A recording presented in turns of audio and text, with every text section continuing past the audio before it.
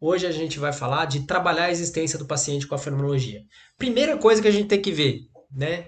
De que existência que nós estamos falando quando a gente fala de fenomenologia? Que existência é essa, né?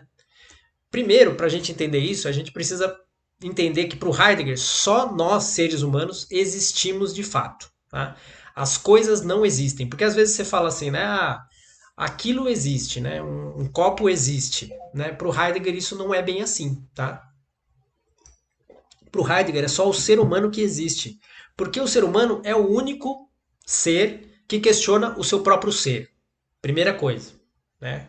O ser humano é o único ser que questiona o seu próprio ser. Então, esse questionar o seu próprio ser é uma característica da existência. Né? E existência vem da palavra existir, que é ser para fora. Né? Então o homem se questiona a respeito do seu próprio ser e ele é o único ente que tem o ser em si e que é para fora esse ser. Né? Ele lança-se para fora de si mesmo. Ele lança-se em possibilidades. Então ele lança-se, por exemplo, para o futuro, para um futuro. Né? É o único ser que faz isso, de acordo com Heidegger. Né? Ele lança-se para além de si mesmo. Né? Um cachorro ele pode ter um contato com a exterioridade, mas é um contato mais instintivo, mais de abertura dele, mas não tem uma questão de questionamento do ser e ele não cria possibilidades. O cão ele só vai atrás daquilo que está dentro do faro dele, né? Tem até o faro do cão. O homem não. O homem ele lança-se em possibilidades possíveis e isso faz a diferença quando a gente fala da existência para o Heidegger. Né? Esse projetar-se em possibilidades é o que define a abertura do ser humano. Né? Eu estou falando do ser humano, o Heidegger vai chamar de Dasein ou ser aí, mas eu vou chamar aqui de ser humano para todas as pessoas que estão aqui compreenderem que a gente está falando de nós mesmos. Tá? Só por essa questão da gente chegar numa linguagem, por exemplo, com os nossos pacientes, que eles entendam, né? Não adianta a gente falar para o nosso paciente que ele é um Dasein, que ele é um ser aí, porque isso não vai funcionar para ele. Ele não estudou filosofia, ele não estudou Heidegger. Então, a gente precisa tomar um cuidado para a gente não intelectualizar demais um pensamento do Heidegger que é simples e que com certeza ele não concordaria se um terapeuta falasse, eu chamo o meu paciente de Dasein. Não, o seu paciente não é um Dasein, né? Ele é um ser humano porque ele está na era da técnica e na era da técnica nós nos chamamos de ser humano, de homem, de mulher, né? E esses nomes afora. Bom, então o primeiro ponto importante para a gente entender é esse. Então, o ser humano é o único ser que existe porque ele é para fora, ele é lançado para fora de si mesmo. Ele é as suas possibilidades possíveis, tá? E aqui tem uma questão muito central e muito interessante, que é a gente diferenciar os transtornos mentais, como a gente conhece na nossa época, na era da técnica, para o que a gente chama de privações existenciais, que é o que o Heidegger vai definir no livro Seminários de Zolli, com o seu principal livro, em que ele fala diretamente para psiquiatras, diretamente para psicanalistas, para psicólogos, que ele vai falar do seu pensamento para esses profissionais de saúde mental. Né? E ele vai fazer uma diferenciação entre o que ele considera que adoece ou priva existencialmente o homem. Então vamos parar para pensar do que a gente falou de existência para a gente entender o que é uma privação existencial, que seria o correlato, vamos dizer assim, do que a tradição chama de transtorno mental. Né? Nós, na fenomenologia, a gente não usa um diagnóstico do DSM, por exemplo. A gente não utiliza esse tipo de diagnóstico. Ele pode servir como guia, como conhecimento. É bom a gente ter esse conhecimento. Mas a gente, como eu já falei em outras aulas, a gente deixa esse conhecimento atrás. A gente suspende esse conhecimento fazendo a EPOCHE, né? Que é a suspensão fenomenológica.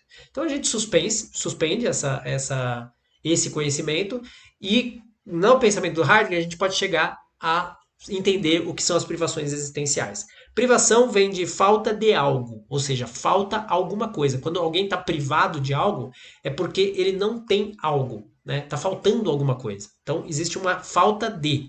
E existência, como eu falei, é ser para fora, é a abertura do próprio ser humano. É a abertura, a nossa abertura para o mundo.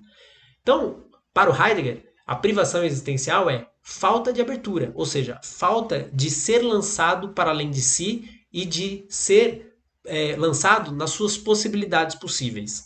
Quando uma pessoa está com depressão, com ansiedade, com qualquer uma dessas tarjas que a gente coloca na modernidade para compreender algo que está fazendo ela sofrer mentalmente ou existencialmente, a gente está falando para o pensamento, se a gente pegar o pensamento do Heidegger, numa falta de abertura para o mundo.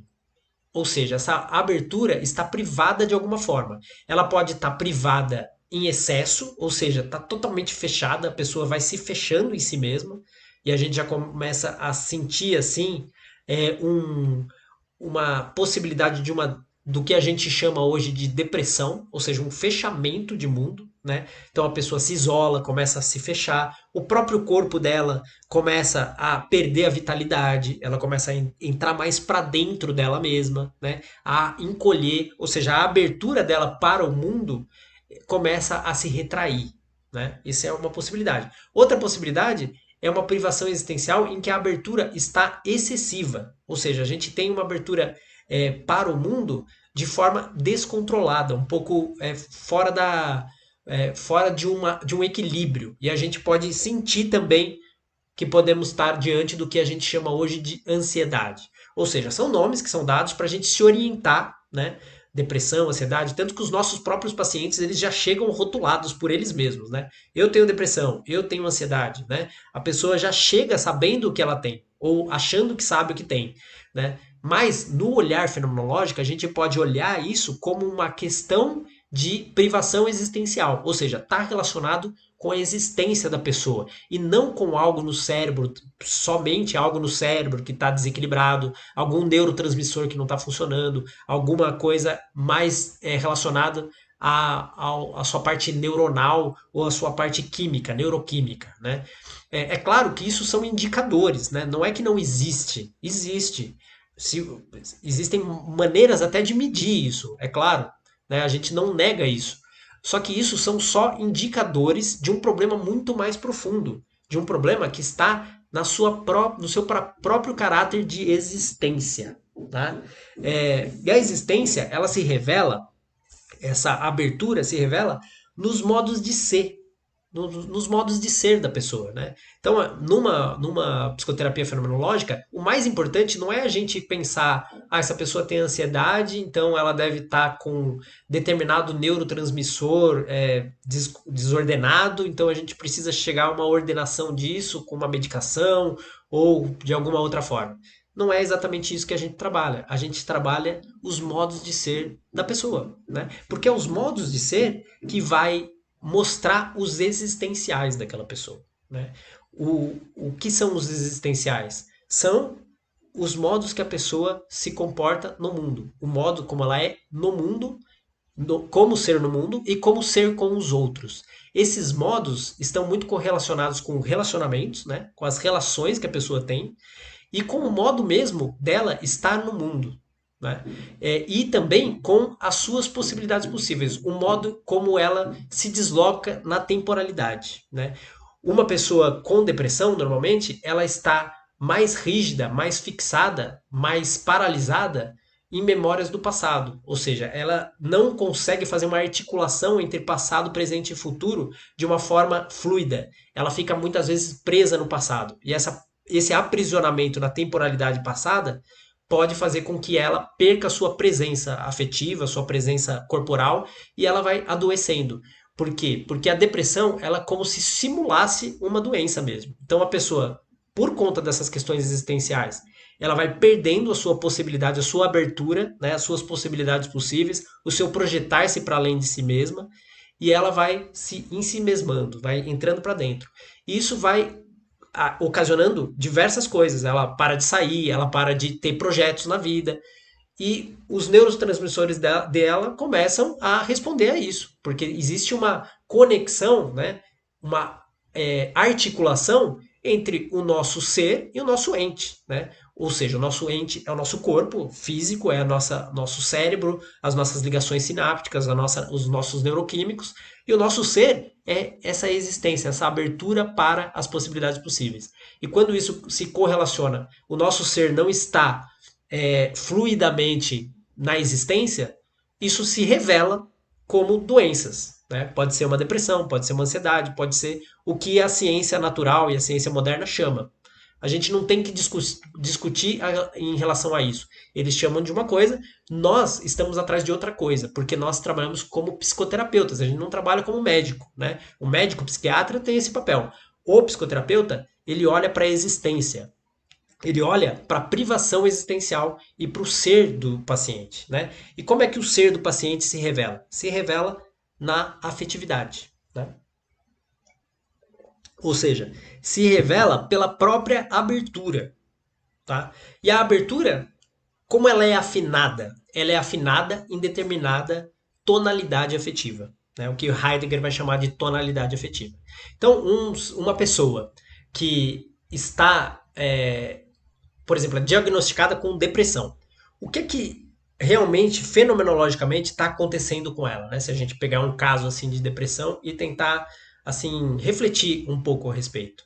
Ela está com uma privação existencial na sua abertura, que está sendo afinada em determinada tonalidade afetiva, que faz com que exista o que a gente chama de depressão. Ou seja, por exemplo, uma tonalidade afetiva de tristeza. Né? E o Heidegger fala muito claramente no Seminário de Zórico. Existem coisas que não podem ser medidas. Por exemplo, uma tristeza. Essa frase é literal do que o Heidegger chama, né? Fala. E é exatamente isso. É essa tristeza na tonalidade afetiva da pessoa, nessa abertura dela para o mundo, que faz com que ela se afine com o mundo, se afine nas relações de forma deprimente, de forma deprimida. Né? Então, essa pessoa, ela sai de casa com essa abertura de possibilidades para ver o negativo, para ver o triste. Então, ela não consegue mais ver alegria na vida dela, por exemplo. Ela não consegue ver projetos de sentido que realmente deem um sentido existencial mais profundo para ela. E ela vai se abrindo desse modo na sua existência. Né? E aí é o que a gente chama, por exemplo, de depressão na modernidade. Isso amanhã a gente vai aprofundar mais, tá? Porque amanhã a gente vai falar das 3 queixas principais e como trabalhar com elas. Por hoje vamos se atentar aqui na existência, né? Como a gente pode trabalhar a existência. Como eu falei, né? A existência ela revela, ela vai revelando os modos de ser do paciente, né? Pelos existenciais. E esses existenciais eles sempre vêm com determinada compreensão. Tá? A compreensão é o principal existencial para o Heidegger. Né? E é uma determinada compreensão do ser. O paciente sempre tem uma determinada compreensão do seu ser. Né? E essa compreensão, normalmente, ela está historicamente sedimentada, como a gente fala. Ou seja, tudo que aconteceu na história, né, vem sedimentando determinados modos de ser. Né? E esses determinados modos de ser, historicamente sedimentados, como Heidegger fala, eles podem nos dar, e muitas vezes nos dão, suporte, ou seja, eles são benéficos para a construção, né? Ou seja, a gente vai construindo por essa história sedimentada uma tradição, a gente vai construindo a nossa própria imagem de eu, né? E várias coisas. Só que ao mesmo tempo, essa sedimentação histórica também pode tirar a autenticidade do ser humano. Ou seja, o ser humano faz aquilo porque todo mundo faz. Ele cai no que eu já falei aqui também, nas lives anteriores, cai no falatório. Eu faço uma coisa não porque é da minha autenticidade, mas é porque dizem que é assim que se faz. Né? Não para refletir o seu próprio ser e para fazer escolhas realmente autênticas. A pessoa vai seguindo um fluxo histórico sedimentado. Né? E isso pode adoecer a pessoa. Né? Eu até falo que quando existe excesso de sedimentação histórica, ou seja, excesso de sentidos sedimentados que a pessoa não consegue conectar com a sua própria autenticidade, a gente tem o que a psicanálise chamava de repressão, né, ou de neurose. E quando é o contrário, ou seja, quando a pessoa sai desse mundo sedimentado demais, ela vai para um outro lado, um lado de querer fazer tudo de novo sem olhar para a tradição, sem olhar para aquilo que está historicamente sedimentado, ela pode ter a tendência de cair no que a psicanálise antiga chamava de psicose. Né?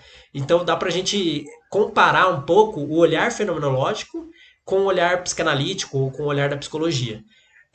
Então, o que a gente tem que ver muito bem também, quando a gente está atendendo um paciente, é como né, como é que a gente pode ver o que historicamente sedimentado está privando a existência daquele paciente? O que historicamente sedimentado deixa aquele paciente fixado em determinados modos de compreensão que não fazem ele conseguir ver além da depressão, além da tristeza, né? Ou, por outro lado, da ansiedade. Quais são os modos de ser dele que estão fixados nessa sedimentação histórica? E, por outro lado, também, a gente vê como o paciente está fora dessa sedimentação histórica, tenta sair dessa tradição, o que o Heidegger fala que é impossível, né? Não há possibilidade. Ele fala assim, que uma pessoa que resolve se isolar da humanidade e sobe em cima de uma montanha para meditar, ela mesmo assim está no mundo, ela sabe da possibilidade de meditar, ela sabe que existe a montanha, existe um lugar para ela ir ficar sozinha, porque ela se orienta pelo mundo. Né? Então, nessa orientação de mundo, não tem como escapar. Nós não escapamos do mundo. Né? Nós somos ser no mundo e não tem como escapar. O que a gente tem que fazer é encontrar essa articulação entre a nossa autenticidade e a sedimentação histórica. E isso é uma arte, assim, não é uma coisa fácil. E normalmente as pessoas adoecem psicologicamente nesse lugar aqui. Tá? Nessa dificuldade de articulação entre as duas coisas. Ou a pessoa vai para um excesso de um lado, ela fica extremamente inautêntica, vira quase um robô, né? Ou ela vai para o outro lado, ela quer soltar todas as amarras e fazer as coisas de jeito diferente do que é, e também acaba ficando privada existencialmente em alguns aspectos, né? E isso é importante a gente ter um olhar sobre isso, tá? É, mas não é só a sedimentação histórica do mundo, da história, né, que vem acontecendo, que faz a privação existencial se revelar, mas também a história do paciente. Né? A história desde o nascimento desse paciente até o momento em que esse paciente está com a gente ali. Né? Todo o histórico dele, toda a narrativa histórica dele vai também determinar essas privações existenciais. Então, por onde? Porque pelo que eu chamo de memórias afetivas, né? Na verdade, existem três memórias que fazem com que as privações existenciais se revelem. Uma memória mais cognitiva, ou seja, a memória narrativa daquilo que a gente compreende, sabe e lembra racionalmente. A memória afetiva, que está mais ligada ao nosso coração, ao nosso sentimento, ou seja, aquilo que a gente sentiu em determinado momento da nossa existência. E a memória corporal ou somática, que é a mais profunda, é a sensação que a gente teve no momento em que aconteceu determinada coisa. Né? E isso é muito importante. Então, vou dar um exemplo. Né? Um paciente que tem um problema, teve um ataque de pânico que ele dizia que foi do nada. Eu tive um ataque do pânico do nada. E se a gente começa a investigar e ele começa a contar a história, podemos encontrar alguma memória afetiva ou mesmo uma memória corporal que guarda em si a razão de ter se revelado aquele ataque de pânico, por exemplo. Né? Então, um exemplo: a pessoa estava andando quando criança com os pais na rua, era pequena, tinha uns 8 anos, uns 6 anos, vai, e houve um assalto com armas. Né? No momento do assalto, a criança não lembra, porque ela não lembrava cognitivamente daquele acontecimento, mas ela sentiu algo. Ela sentiu, por exemplo, angústia, sentiu angustiada, sentiu com medo, né? Esse sentimento fica gravado na memória afetiva. Aí, ela também teve uma sensação corporal desse medo. Ou seja, ela se fechou, ela ficou com medo de alguma coisa, né? No sentido corporal mesmo. Ela queria fugir dali, né? Outra memória que fica marcada, mas no somático, né? E aí, de repente, ela tá andando à noite na rua e vem uma pessoa andando atrás dela e ela tem um ataque de pânico.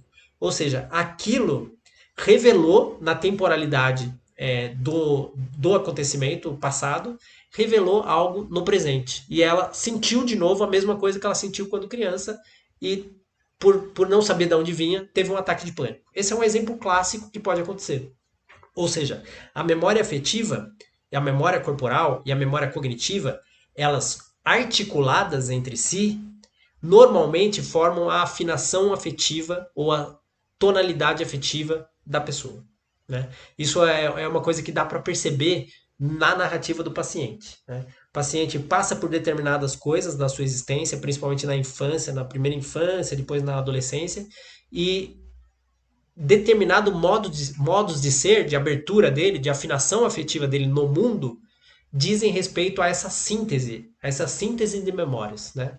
Não é que é uma memória que fez isso, mas a articulação de todas as memórias. Por isso que é impossível a gente teorizar com uma teoria única o que são as privações existenciais, porque elas dependem muito de cada caso, de cada pessoa, de cada história existencial daquela pessoa e do que a pessoa sentiu, porque tem uma pessoa que pode ter passado por um assalto, como eu falei, e assim, ficou mais assim de lado e não conseguiu sentir tanto. E aí para ela isso nunca vai aparecer. Mas para outra pessoa aquilo foi muito marcante. Então não existe o mesmo fato e a mesma causa, ou seja, causa e consequência, como a ciência moderna vê as coisas. Não existe uma causa e consequência para todos os casos. Tem casos que acontece assim, tem casos que acontece de uma outra maneira. E o psicoterapeuta ele precisa estar aberto, ele precisa fazer a hipoxé, a suspensão fenomenológica, para ele perceber que cada caso que chega para ele é um caso único, singular, e que ele precisa estar na sua postura, na sua presença fenomenológica, para de fato conseguir conectar com aquele paciente, fazer o vínculo e estar na relação terapêutica, né? Certo? Vamos ver aí se tem alguma pergunta que já apareceu. E aqui, só falando dessas memórias, aqui a gente vê bem o que o Heidegger chama de temporalidade estática, ou seja, na tonalidade afetiva, né, não existe tempo cronológico, o tempo do relógio, o tempo da agenda, o tempo que o homem elaborou para se orientar no mundo. Não. O tempo da tonalidade afetiva é um tempo kairológico, que a gente chama, ou seja, é um tempo do instante, do momento. Toda a temporalidade está totalmente articulada. Passado, presente e futuro não se separam na tonalidade afetiva. Algo que aconteceu quando eu era muito pequeno, bebê até, ainda está, de certo modo, presente, apesar de velado, né? O Heidegger fala assim, a tonalidade afetiva ela está sempre aí, porém adormecida. É preciso despertá-la, né? É esse despertar das tonalidades afetivas que faz com que a pessoa conheça mais o seu próprio ser, conheça mais a si mesma. Porque ela começa a perceber que aquilo que ela pensa cognitivamente, muitas vezes não é a realidade dela. Porque ela está muito mais nessa abertura e nessa afinação afetiva, né? É isso que vai determinando o mundo dela, determinando os modos de ser e os contatos, aquilo que chega no mundo para ela, né? Os campos de sentido, como Heidegger fala, né? E isso é muito claro vou dar um exemplo próprio, pessoal, assim, né? Quando a minha esposa engravidou, o meu campo de sentido começou a mudar. Eu não olhava a loja de bebê, eu não via que tinha tanta gente com carrinho de bebê, que tinha tantos bebês, assim, tantas pessoas que tinham bebês, assim. Não via isso, eu não conseguia enxergar isso, sabe? Aí, de repente, a minha esposa engravidou, eu comecei a prestar atenção e se abriu no meu campo de sentido aquilo. Não é que aquela loja de bebê que eu não via antes não estava ali. Ela estava, mas para mim não estava. Ou seja, no meu campo de sentido não estava. Ela, ela veio de encontro até mim quando eu descobri que a minha esposa estava grávida. Percebe? Aí entrou no meu campo de sentido. Então as coisas entram no nosso campo de sentido de acordo com as vivências existenciais que a gente tem, né? Ou seja, o mundo externo que a gente percepciona, ele vai sendo formado de acordo com as nossas experiências, né? E vai se abrindo coisas que estavam lá, mas estavam veladas para mim. Um grande abraço para todos, tudo de bom.